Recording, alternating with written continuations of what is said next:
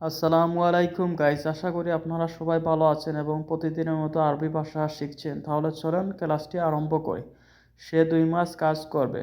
হুয়া এনা সাউই সুগল ইতনিন শাহর, অর্থ হলো সে এখানে 2 মাস কাজ করবে। হুয়া অর্থ সে, হেনা অর্থ এখানে, সাউই অর্থ করবে কাজ, সুগল অর্থ কাজ, ইতনিন শাহর অর্থ হলো 2 মাস। পরে এখানে আমি আসলে, বাদে নানা ইজি হেনা অর্থ হলো পরে এখানে আমি আসলে, বাদেন অর্থ পরে, আনা ইজি অর্থ হলো আমি আসলে, হেনা শব্দের অর্থ হলো এখানে। সে চলে যাবে, আমি কাজ করব। হুয়া ইমশি আনা সুগল অর্থ হলো সে চলে যাবে, আমি কাজ করব। হুয়া অর্থ সে, ইমশি অর্থ চলে যাবে, আনা সুগল শব্দের অর্থ হলো আমি কাজ করব। তুমি কিভাবে এসেছো? ইনতা কেইফ ইজি শব্দের অর্থ হলো তুমি কিভাবে এসেছো। ইনতা অর্থ তুমি, কেইফ ইজি শব্দের অর্থ হলো কিভাবে এসেছো। আমি বিমানে এসেছি। আনা ইজি তাইয়েরা শব্দের অর্থ হলো আমি বিমানে এসেছি। আনা অর্থ হলো আমি, ইজি শব্দের অর্থ হলো এসেছি, তাইয়েরা শব্দের অর্থ হলো বিমানে, মানে আমি বিমানে এসেছি। আমার 2 মাসের ছুটি ছিল। আনা রোজ সফর ইতনিন সাহার অর্থ হলো আমার 2 মাসের ছুটি ছিল। আনা অর্থ আমার, রোজ সফর অর্থ ছুটিতে গিয়েছি, ইতনিন সাহার শব্দের অর্থ হলো 2 মাসের জন্য। তোমার বন্ধু বলেছে। ইনতা সাদিক গুল অর্থ হলো তোমার বন্ধু বলেছে। ইনতা শব্দের অর্থ হলো তোমার, সাদিক শব্দের অর্থ হলো বন্ধু, গুল শব্দের অর্থ হলো বলেছে।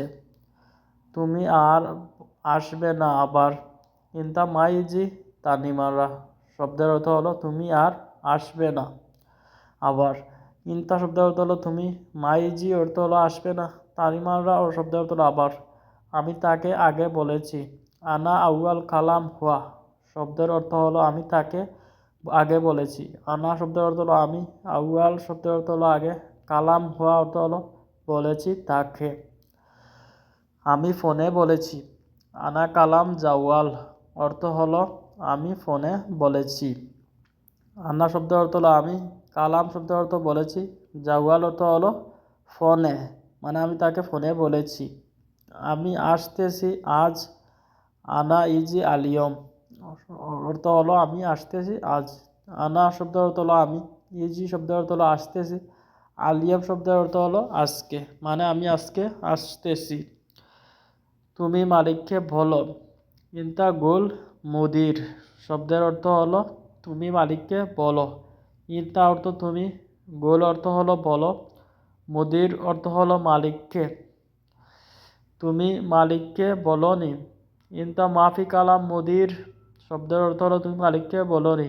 ইনতা অর্থ তুমি, মাফি কালাম অর্থ হলো বলনি, মুদির শব্দের অর্থ হলো মালিককে। এই লোক বলল। হাদা নফর গোল শব্দের অর্থ হলো এই লোক বলল। হাদা অর্থ হলো এই, নফর গোল অর্থ হলো লোককে বলল, মানে এই লোককে বলল। তুমি আসবে না। ইতা মাইজি অর্থ হলো তুমি আসবে না। ইতা অর্থ তুমি, মাইজি শব্দের অর্থ হলো আসবে না, মানে তুমি আসবে না। আমার 5জন লোক লাগবে।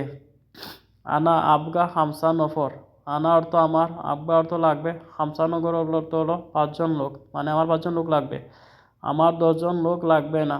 আনা মাই একবার আশারা নফর অর্থ হলো আমার 10জন লোক লাগবে না। আনা মাই একবার অর্থ হলো আমার লাগবে না, আশারা নফর অর্থ হলো 10জন লোক, মানে আমার 10জন লোক লাগবে না।